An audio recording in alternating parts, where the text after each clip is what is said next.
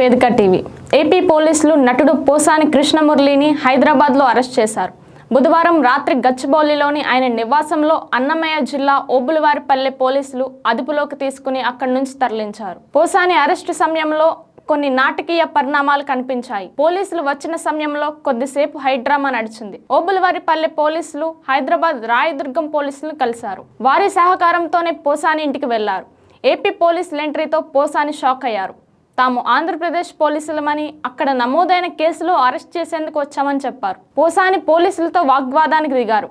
మీరెవరో నాకు తెలియదు, నేను మీతో ఎందుకు రావాలి అంటూ ప్రశ్నించారు. నాకు ఆరోగ్యం సరిగ్గా లేదు, ఆసుపత్రిలో ట్రీట్మెంట్ చేయించుకోవాలి. నోటీసులు ఇస్తే కాస్త కోలుకున్న తర్వాత పోలీసుల విచారణకు హాజరవుతా అన్నారు. మేము చట్ట ప్రకారమే అరెస్ట్ చేయడానికి వచ్చాము, సహకరించండి అని పోలీసులు పోసాని కోరారు. అప్పుడు మీరు మా ఇంట్లోకి ఎలా వస్తారు అని పోసాని ప్రశ్నించారు. మేము అరెస్ట్ చేయాలంటే ఎక్కడికైనా వస్తామంటూ పోలీసులు చెప్పారు. ఈ క్రమంలో పోలీసులు పోసాని మధ్య వాగ్వాదం జరిగింది. అరెస్ట్ చేస్తున్నట్లు పోలీసులు నోటీసులు ఇస్తుండగా పోసాని తీసుకోలేదు. ఆ తర్వాత పోసానిని అరెస్ట్ చేస్తున్నామని చెప్పి ఆయన భార్యకు నోటీసులు ఇవ్వబోయారు. అయితే ఆ నోటీసులపై సంతకం పెట్టొద్దని పోసాని భార్యతో అన్నారు. అయితే చివరికి నోటీసు ఇచ్చి ఆయన్ను అరెస్ట్ చేసి అన్నమయ్య జిల్లాకు తీసుకెళ్లారు. ఆయనను ఓబులవారిపల్లె పోలీస్ స్టేషన్ కి తీసుకెళ్లి అనంతరం రైల్వే కోడూరు ప్రభుత్వ ఆసుపత్రిలో వైద్య పరీక్షలు నిర్వహించి కోర్టులో హాజరుపరుస్తారని తెలుస్తోంది. గత ప్రభుత్వం హయాంలో పోసానికి ఏపీఎఫ్ టీవీడీసీ చైర్మన్ గా పదవి దక్కింది. అయితే ఆయన చంద్రబాబు, పవన్ కళ్యాణ్, నారా లోకేష్ తో పాటుగా మరికొందరు నేతలపై,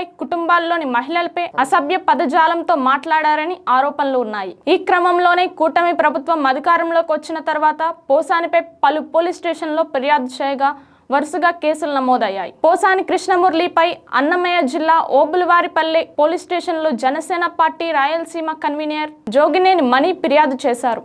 దీంతో ఆయనపై కేసు నమోదు చేశారు. పోసానిపై బిఎన్ఎస్ లోని 196, 353, 2, 111 రెడ్ విత్ 3, 5 సెక్షన్ల కింద నమోదైన కేసులో అరెస్ట్ చేశారు పోలీసులు. అలాగే సమ్మెపల్లి పోలీస్ స్టేషన్ లో కూడా పోసానిపై మరో కేసు నమోదైనట్లు చెబుతున్నారు. అలాగే రాష్ట్ర వ్యాప్తంగా పలు జిల్లాల్లో పోసానిపై కేసులు నమోదయ్యాయి. అయితే ఏపీలో సార్వత్రిక ఎన్నికల ఫలితాలు తర్వాత పోసాని మీడియా ముందుకు వచ్చారు.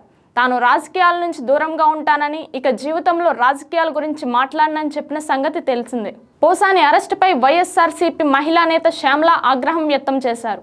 సమయం లేదు, సందర్భం అసలే లేదు. శివరాత్రి పూట ఇంటిపై దాడి చేసి పోసాని గారి అక్రమ అరెస్టు చేశారు. ఇది కూటమి ప్రభుత్వం అరాచకానికి నిలువెత్తు నిదర్శనమని మండిపడ్డారు. పోసాని అరెస్టును తీవ్రంగా ఖండిస్తున్నామన్నారు మాజీ మంత్రి కురసాల కన్నబాబు. ప్రజాస్వామ్యంలో కక్ష రాజకీయాలు మంచివి కావు. రాజకీయాల నుంచి దూరంగా వెళ్తున్నానని పోసాని ఎప్పుడో ప్రకటించారు. అయినా ఆయనపై దుర్మార్గంగా కేసులు పెట్టారని, కూటమి ప్రభుత్వం మూల్యం చెల్లించుకోవాల్సి వస్తుందని మర్చిపోవద్దన్నారు. బ్రిటిష్ పాలనలో స్వేచ్ఛగా ఉన్నావేమో అన్న భావన ప్రజలకు వస్తుందన్నారు. చంద్రబాబు ఒక నియంతలా వ్యవహరిస్తున్నారని ఆగ్రహం వ్యక్తం చేశారు మాజీ మంత్రి నాగార్జున. పోసాని అరెస్టుతో ప్రభుత్వం అరాచకం తీవ్ర స్థాయికి చేరిందని, ఇలాంటి అప్రజాస్వామిక చర్యలు ఎల్లకాలం కొనసాగవన్నారు. ఖచ్చితంగా ప్రజలు గుణపాఠం చెప్తారని, చట్టానికి వ్యతిరేకంగా నడుచుకోవద్దని పోలీసులను కోరుతామన్నారు. పోసాని ఆరోగ్యానికి ప్రభుత్వం, పోలీసులే బాధ్యత వహించాల్సి వస్తుంది అన్నారు. ఇలాంటి మరిన్ని లేటెస్ట్ న్యూస్ కోసం మన వేదిక టీవీ ఛానల్ని సబ్స్క్రైబ్ చేసుకోండి.